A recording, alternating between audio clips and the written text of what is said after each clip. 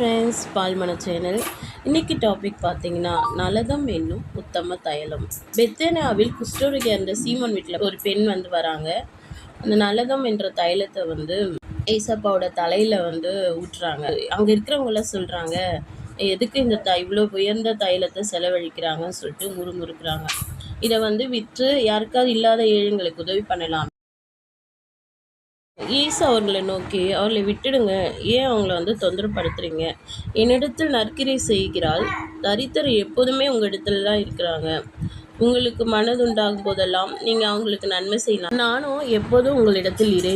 இவள் தன்னால் இயன்றதை செய்தால், நான் அடக்கம் பண்ணுவதற்கு எத்தனமாகவே என் சரீரத்தில் தைலம் பூச முந்திக் கொண்டாள். இந்த சுவிசேஷம் எங்கெங்கெல்லாம் பிரசங்கிக்கப்படுமோ அங்கெங்கே இணைப்பதற்காக இவள் செய்து கொள்ளப்படும். மெய்யாகவே உங்களுக்கு சொல்கிறேன் என்றார்.